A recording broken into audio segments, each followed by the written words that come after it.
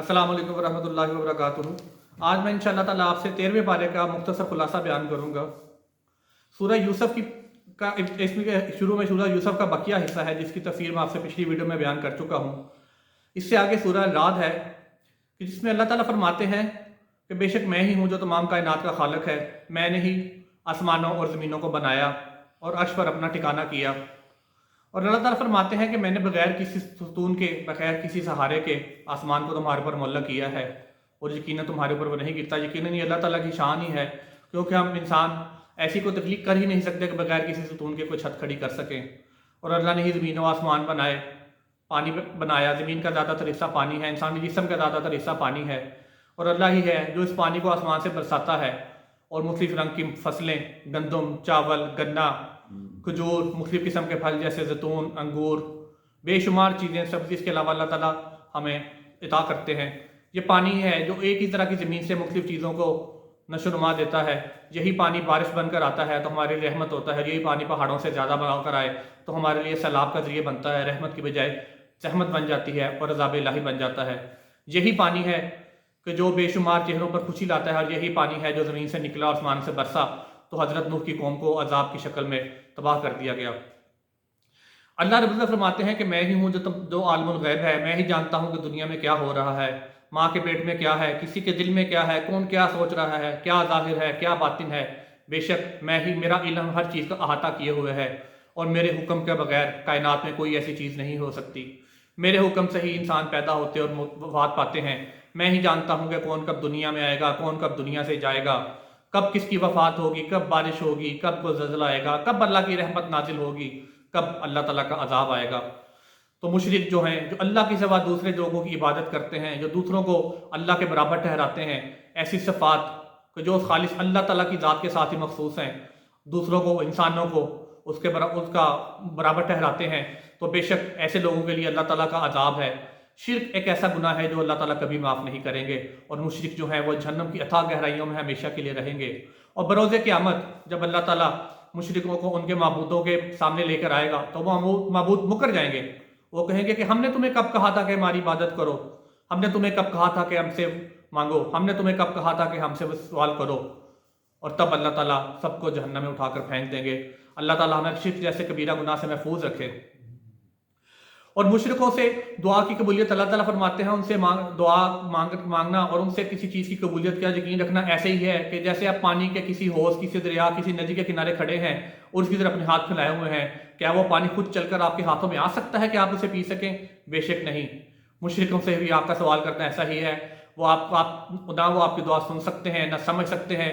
अल्लाह ताला फरमाते हैं कि वो बेशक मुर्दा हैं, वो नहीं सुन सकते, मगर ये कि अल्लाह जिसे सुनाना चाहे, और वो खुद नहीं जानते कि वो कब उठाए जाएंगे और क़यामत के दिन उनके साथ क्या मामला होगा।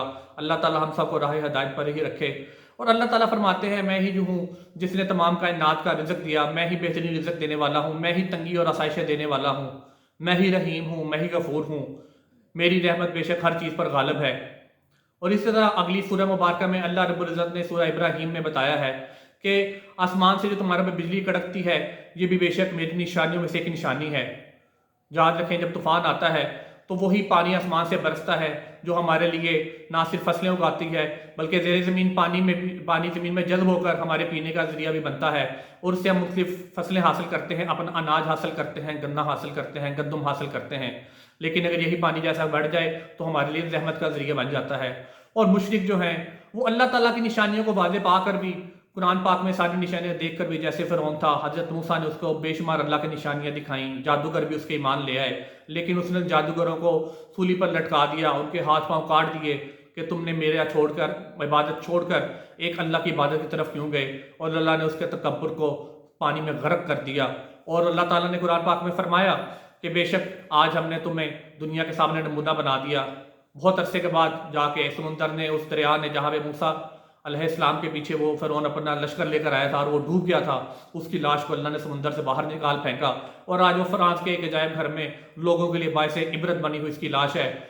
बज़ाहिर तो हमारे लिए एक लाश पड़ी है शीशे के अंदर, लेकिन अल्लाह रब्बुल इज़्ज़त कुरान में फरमाते हैं कि फ़िरौन और उसके साथी सुबह शाम जहन्नम की आग के सामने पेश किए जाते हैं। सोचें कितना गहरा अजाब है।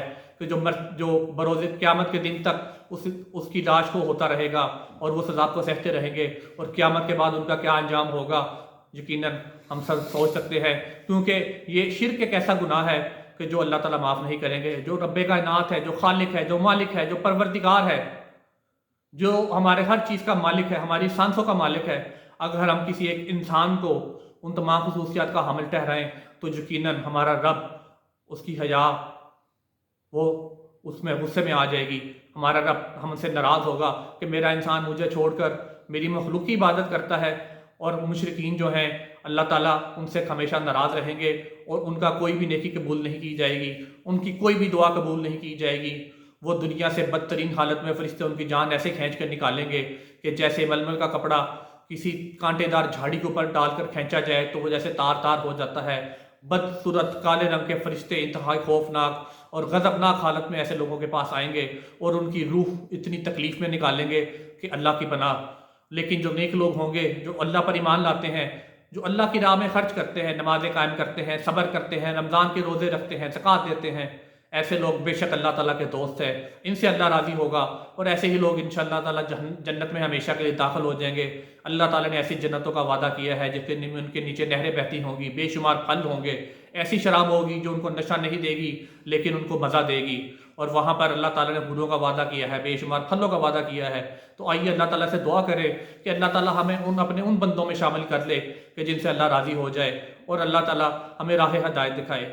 اسی سورہ ابراہیم میں آگے جا کے حضرت ابراہیم علیہ السلام کا واقعہ میں بیان ہوا ہے کہ حضرت ابراہیم علیہ السلام نے اللہ تعالیٰ کے حکم سے اپنے بیٹے کے ساتھ مکہ کی بے آباد وادی میں جا کر اللہ تعالیٰ کا ایک گھر بنایا جسے ہم خانہ کعبہ کے نام سے جانتے ہیں، اور اس کی بنیاد رکھی اور اس کے اوپر عمارت تعمیر کی، اور وہاں پر اللہ تعالیٰ کی عبادت شروع کی، اور اللہ تعالیٰ سے دعا کی جو کہ ہم نماز میں بھی پڑھتے، اس کے علاوہ بھی دعا کہ میرے رب میری امت میں میری نسل میں ایسے لوگ پیدا فرمانا جو تیرا نام لیں، جو تیری عبادت کریں، تیرے علاوہ کسی کو شریک نہ ٹھہرائیں، اور ہمیشہ تجھ سے ہی مدد مانگیں۔ اور یہ بڑی مفصل اور بڑی جامع اور بڑی خوبصورت دعا ہے، اور ان کی دعا اللہ تعالیٰ نے قبول کی، اور جناب محمد صلی اللہ علیہ وسلم کی امت میں ہم سب لوگوں کو پیدا کیا، اور یقیناً ہم لوگ بہت ہی خوش نصیب ہیں کہ اللہ تعالیٰ نے ہمیں اپنے آخری اور محبوب ترین نبی جناب محمد صلی اللہ علیہ وسلم کی امت سے پیدا کیا۔ ہم کلمہ گو ہیں، ایک اللہ پر ایمان رکھتے ہیں، قرآن پاک ہمیں اللہ تعالیٰ نے عطا فرمایا، اور اللہ تعالیٰ سے دعا ہے کہ اللہ تعالیٰ ہمیں یہ قرآن پاک پڑھنے، سمجھنے، اس پر عمل کرنے کی توفیق عطا فرمائے۔ رمضان مبارک کی مبارک ساعتوں کو حاصل کرنے کی توفیق عطا فرمائے۔ رمضان کے دن گزرتے جا رہے ہیں، 12 روزے گزر چکے ہیں، کچھ دن باقی ہیں، ایسے ہی عرصہ رمضان گزر جاتا ہے۔ اللہ تعالیٰ ہم سب کو اس کے برکتے سمیٹنے کی توفیق عطا فرمائے، اور قیامت کے دن ہمیں جناب محمد صلی اللہ علیہ وسلم کے ہاتھوں حوض کوثر کا پانی نصیب فرمائے، اور ہمیں نبی پاک صلی اللہ علیہ وسلم کے پڑوس میں جنت میں گھر عطا فرمائے۔ آمین یا رب العالمین۔ السلام علیکم ورحمۃ اللہ وبرکاتہ۔